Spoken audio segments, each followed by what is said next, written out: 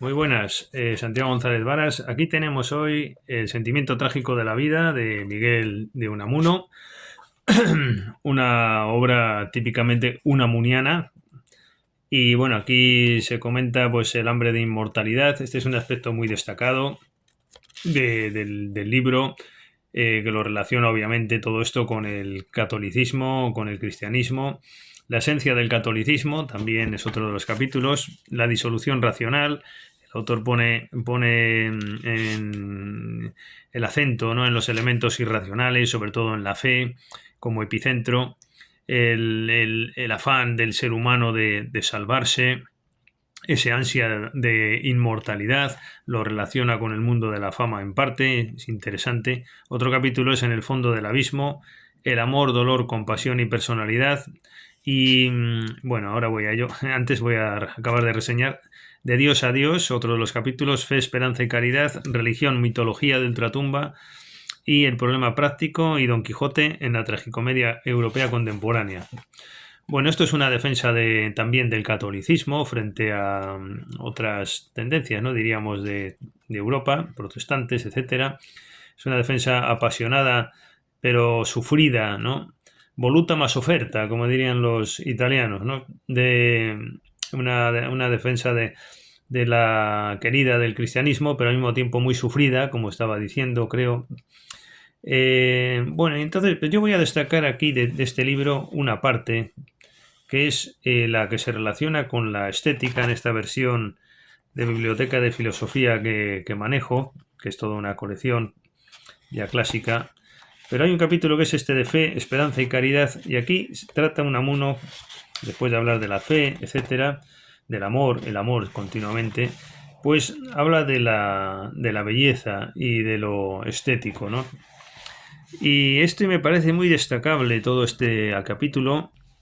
Y bueno, y en definitiva, es que además, cuando habla de estética, que no todo el libro habla de esto, ni mucho menos, es un par de páginas solamente, pero ahí es donde Unamuno relaciona, precisamente en este contexto, la cuestión con el núcleo, yo diría, del libro, del sentimiento trágico de la vida. Por eso me ha gustado esta asociación, que precisamente en este contexto es donde nos explica qué entiende él por el sentimiento trágico de la vida, y entonces estos dos temas se interrelacionan y yo creo que son los dos temas estrella del libro.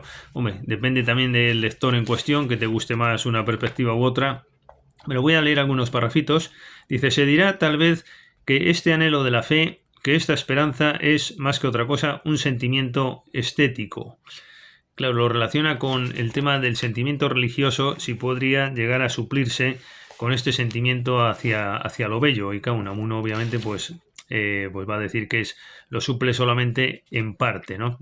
Dice aquí más adelante: y esta esencia individual de cada cosa, esto que la hace ser ella y no otra, ¿cómo se nos revela sino como belleza? Es decir, está hablando aquí del tema este de lo bello, de lo estética. ¿Es lo bello lo eterno de las cosas, lo que despierta y enciende nuestro amor a ellas?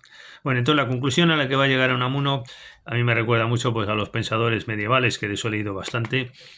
Pues es que en efecto pues la belleza es fundamental en la vida, es expresión de Dios, es la creación divina, y en efecto pues es una manera de manifestarse Dios a través de sus creaciones, ¿no?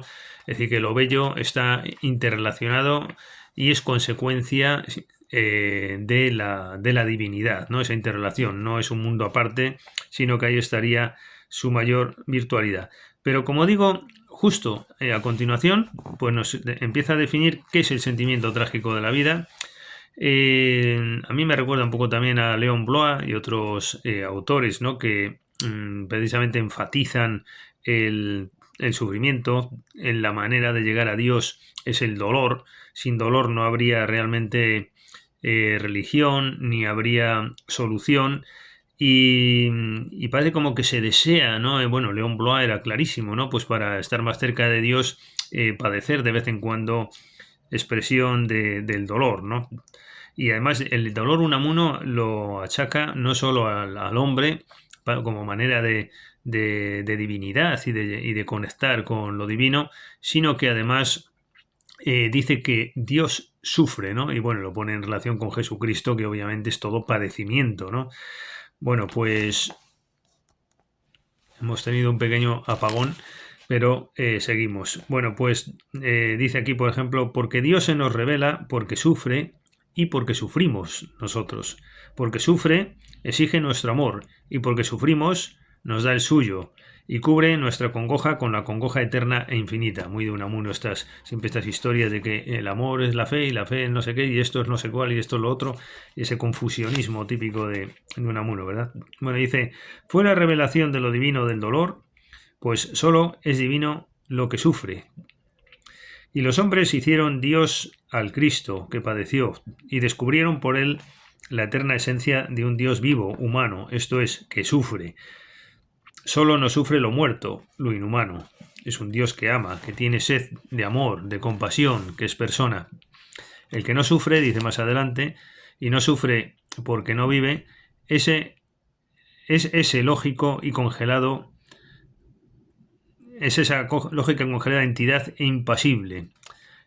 Bueno, sigue diciendo, el dolor es la sustancia de la vida, solo sufriendo se es persona, y tiene el dolor sus grados, y aquí es donde dice el sentimiento trágico de la vida, dice, y tiene el dolor sus grados según se adentra, desde aquel dolor que flota en el mar de las apariencias hasta la eterna congoja, la fuente del sentimiento trágico de la vida. Sí, me ha gustado esta relación entre lo estético y el sentimiento trágico de la vida, el dolor. Aquí dice en otro pasaje más adelante, el dolor, que es un deshacimiento, nos hace descubrir nuestras entrañas, y en el deshacimiento supremo, el de la muerte, llegaremos por el dolor al anonadamiento, del anonadamiento a las entrañas de nuestras entrañas temporales a Dios, a quien en la congoja espiritual respiramos y aprendemos a amar. Bueno, creo que doy una imagen de lo que es este libro y ese es el motivo. Pero así todo, hemos llegado a 7 minutos. La verdad es que quería hacerlo más breve. Pues nada, hasta la próxima ocasión.